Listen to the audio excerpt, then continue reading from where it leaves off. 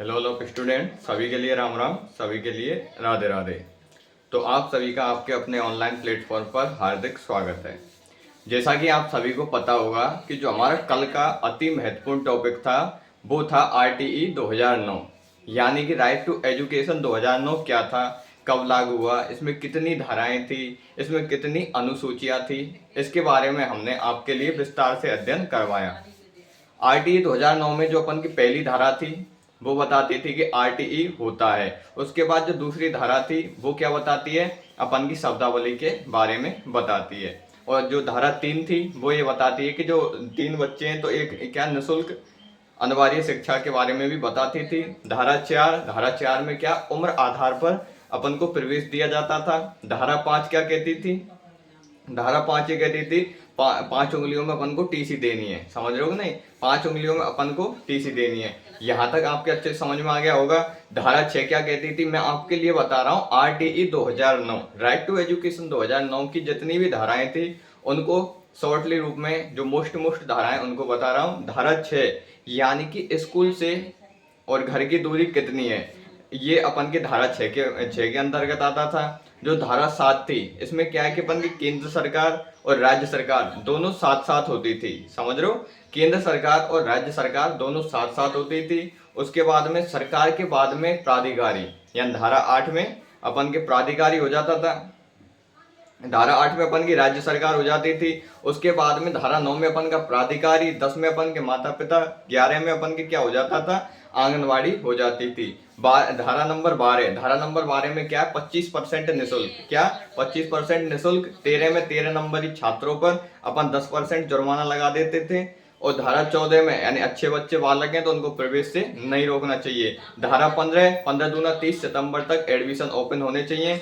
यहाँ तक अच्छे समझ में आ गया होगा। अब आगे चलते हैं। ये धारा और धारा जो अपन की 21 थी वो 21 धारा क्या थी, अपन की एसएमसी, यानी कि विद्यालय में एक एसएमसी होगी यानी स्कूल मैनेजमेंट कमेटी होगी।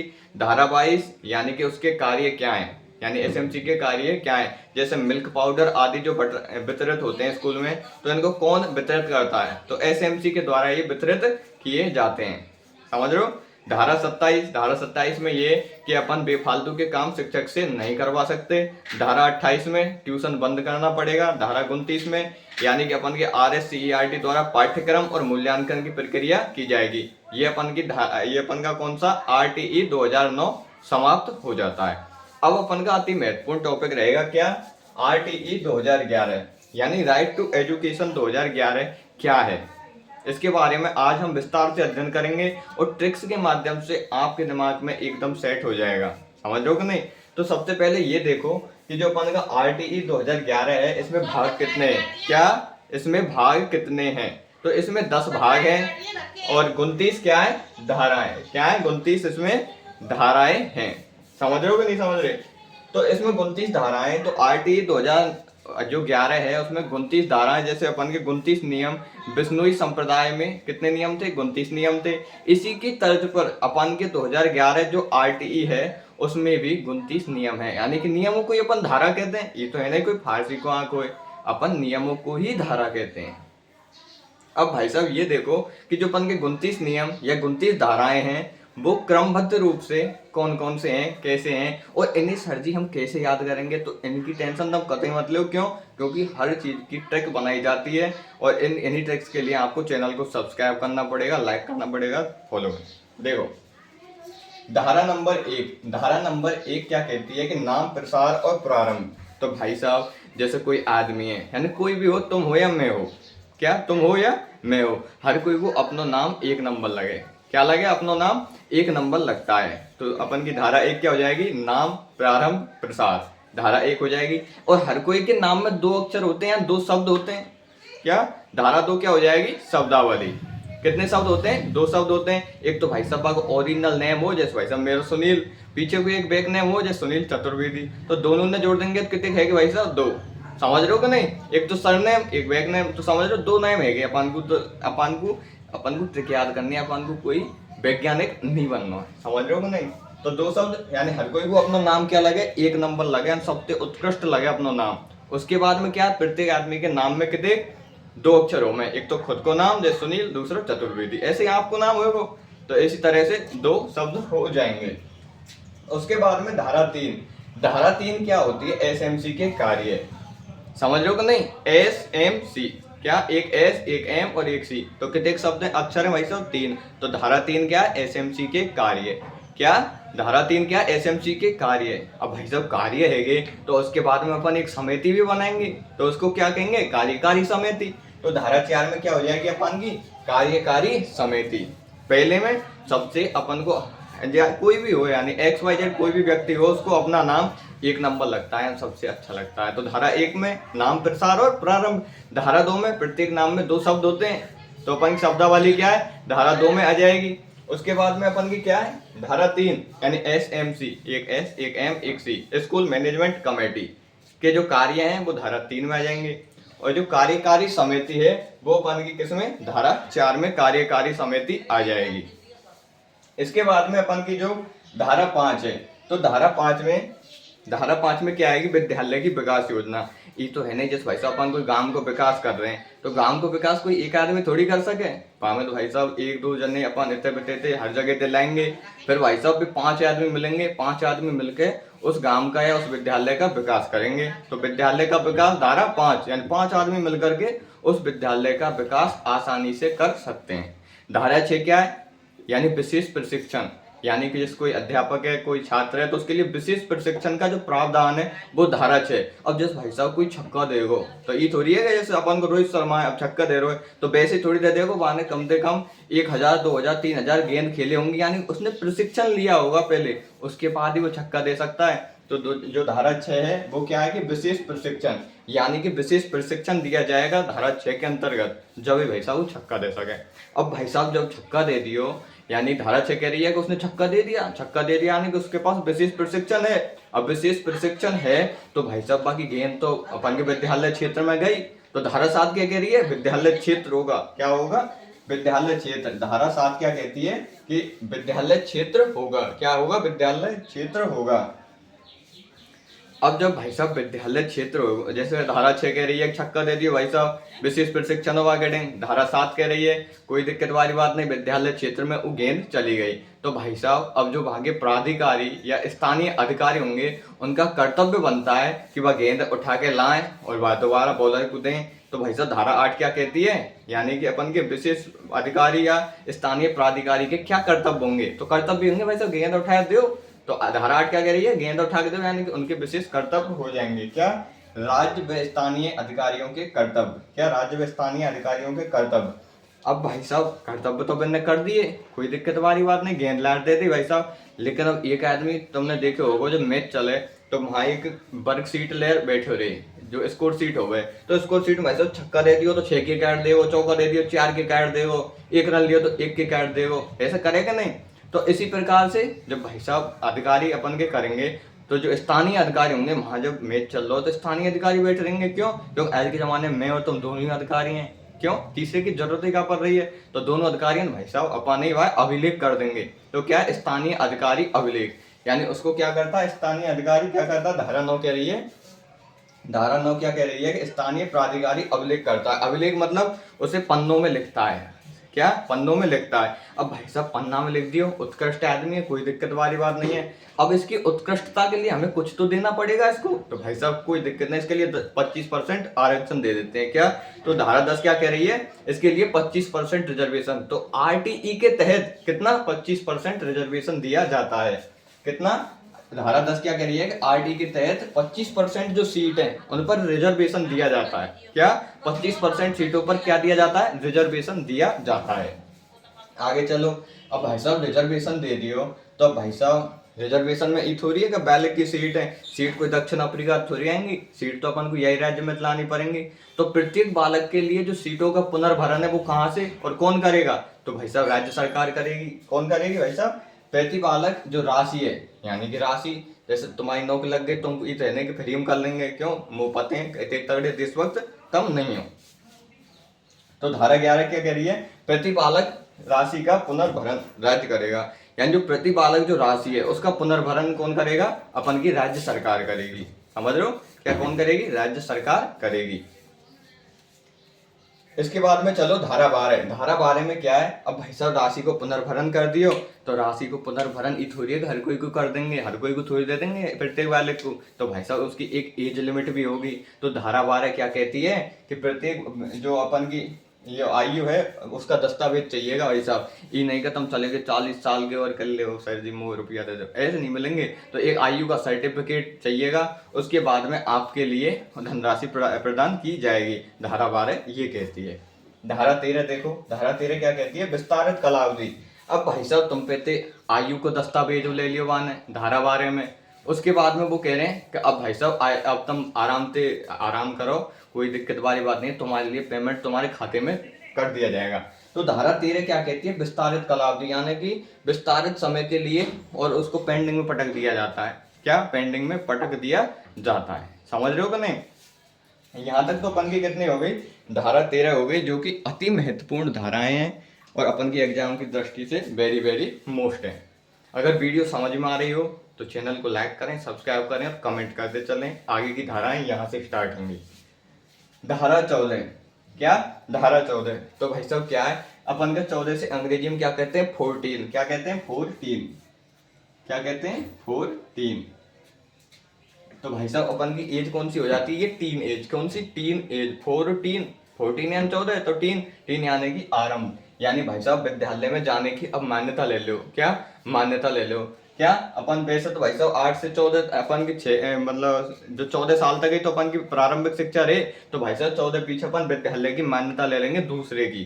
क्या 14 जो धारा 14 क्या कह रही है कि अपन के विद्यालय को मान्यता, यानी मान्यता ले लेंगे, अब दूसरे विद्यालय में जाएंगे तो भाई साहब मान्यता तो लेनी पड़ेगी, ये थोड़ी है कि अपन उठा मोड़े चल जाएंगे। तो दूसरे विद्यालय की मान्यता अपन धारा 14 के अकॉर्डिंग ले लेंगे। उसके बाद में धारा 15 कहती है कि जो मान्यता वो वापस भी ली जा सकती है। ये थोड़ी है कि तुम सड़क नहीं पढ़ रहे तो तुमने पढ़ाएंगे तुरंत ही तुमने वापस भी ले सकें।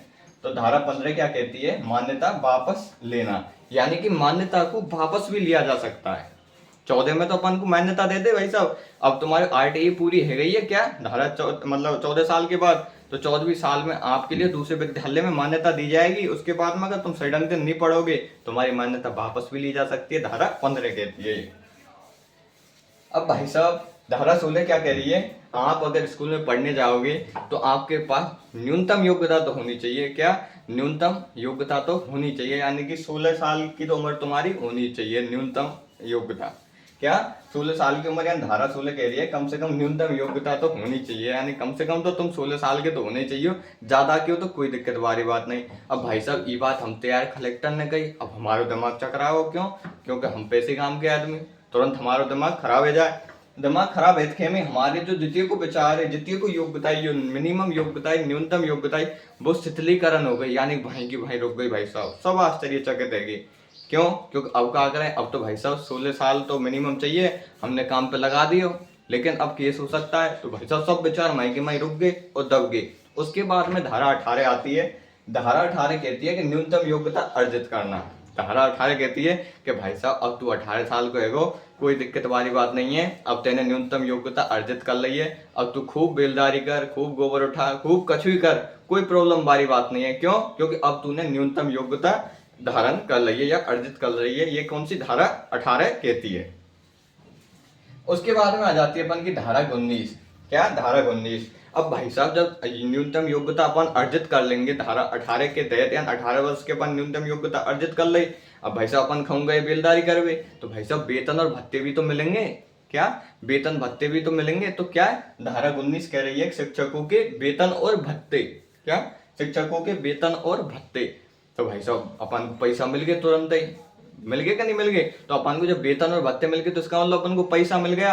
अब भाई साहब उस पैसा से अपन क्या करेंगे, अपन के क्या कर्तव्य होने चाहिए, यानी कि अपन दोनों शिक्षक हैं तो अपन के कर्तव्य भी तो होने चाहिए कुछ समाज के प्रति।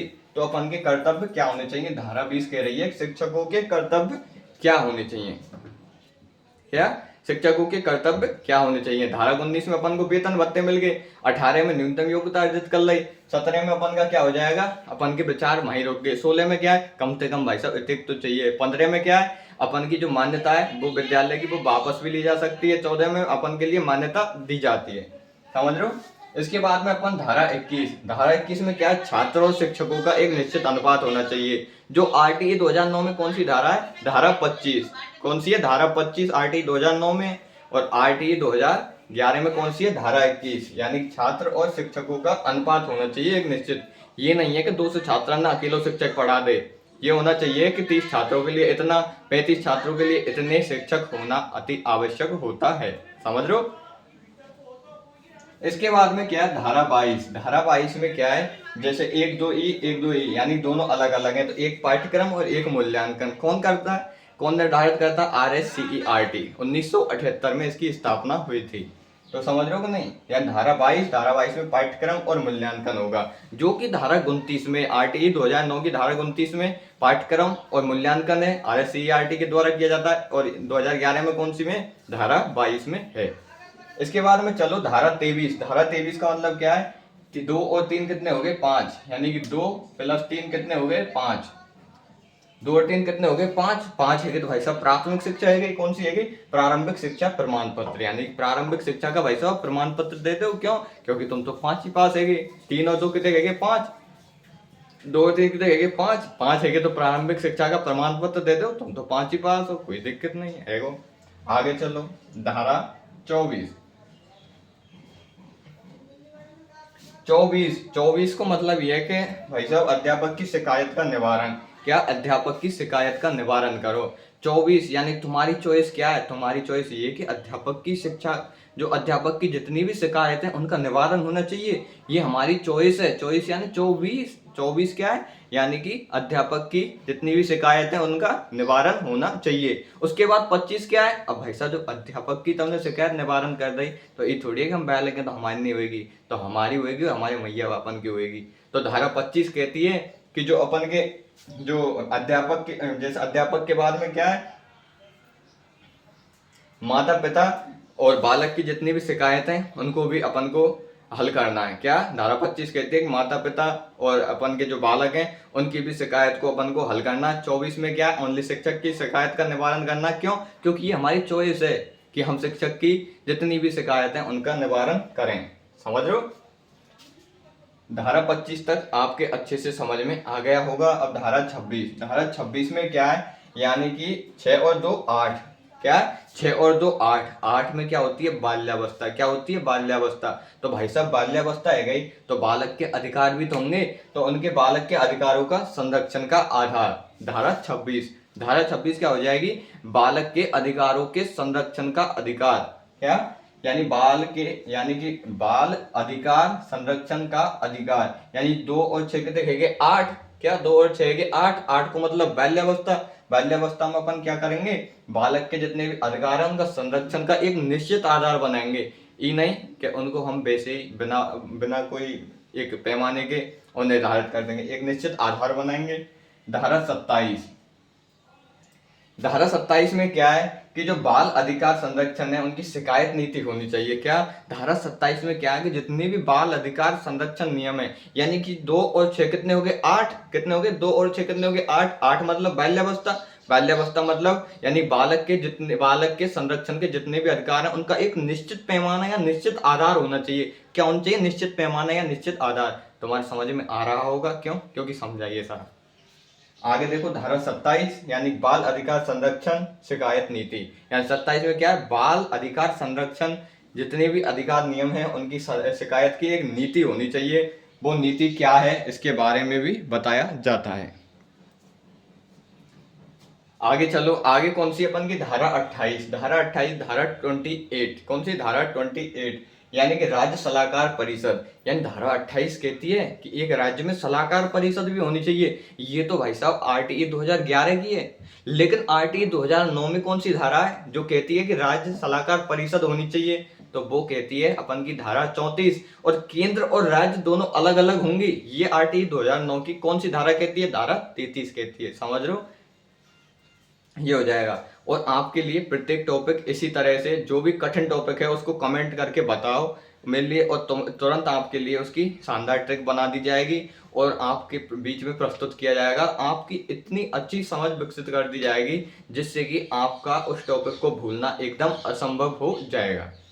आगे देखो धारा 29 में क्या है, शंकाओं का निवारण। धारा 29 में क्या है, शंकाओं, जैसे मन में कोई शंका रहेगी ऐसा कि सर जी हमारे तो त्यार कतई समझ में नहीं आ रहा, लेकिन अब हमारे मन में शंका है, तो शंका है तो भाई साहब दूर करेंगे। क्यों?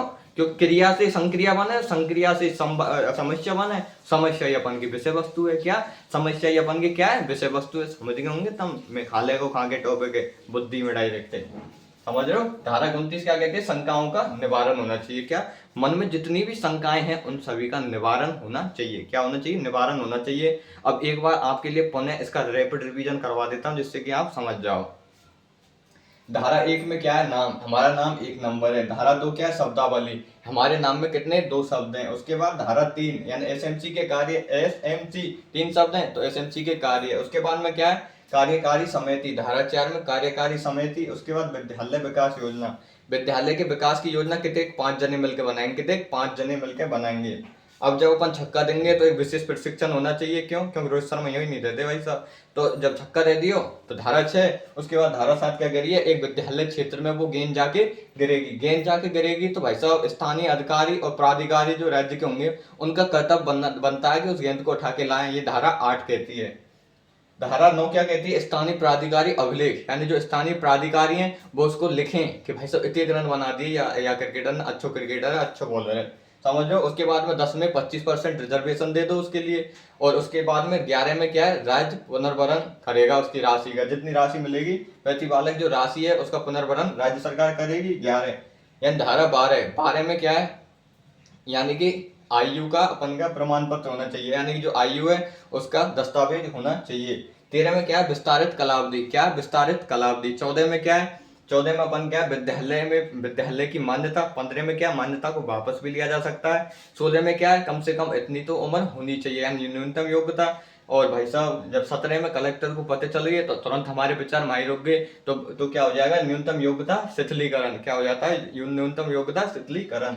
18 में क्या है, न्यूनतम योग्यता हमने ग्रहण कर ली तो भाई साहब बेलदारी चले गए, तुरंत ही हमको वेतन भत्ते मिल गए धारा 19 के तहत। और जो हमारे कर्तव्य बने भाई साहब धारा 20 के तहत, तो भाई साहब शिक्षक के कर्तव्य धारा 20 के। 21 में क्या है, छात्र शिक्षक अनुपात हो जाएगा।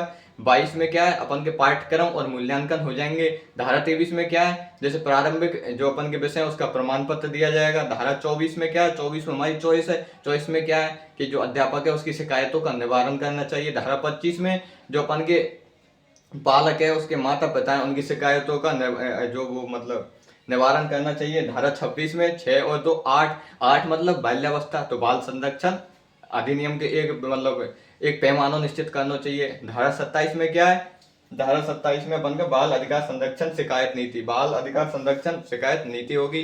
धारा 28 में अपन के राज्य सलाहकार परिषद होगी जो कि आर्टिकल 2009 की धारा 34 है। उसके बाद धारा 29 यानी शंकाओं का निवारण, शंका मन में जो भी शंका है तो भी धारा 29 में उनका निवारण कर दिया जाएगा। अगर वीडियो अच्छी लगे तो चैनल को लाइक करें, सब्सक्राइब करें, कमेंट करें और हमें बताएं कि सर जी हमारी जो अगली वीडियो है अति महत्वपूर्ण टॉपिक पर होनी चाहिए जो कि हमारे बिल्कुल समझ में नहीं आ रहा है, तो तुरंत अगली वीडियो आपके लिए उसी टॉपिक पर लाई जाएगी और आपकी समझ एक बार में बना दी जाएगी। अगर वीडियो समझ में आई हो तो चैनल को लाइक करें, कमेंट करें और फीडबैक दें और मोटिवेशन के लिए एक कमेंट जरूर करें।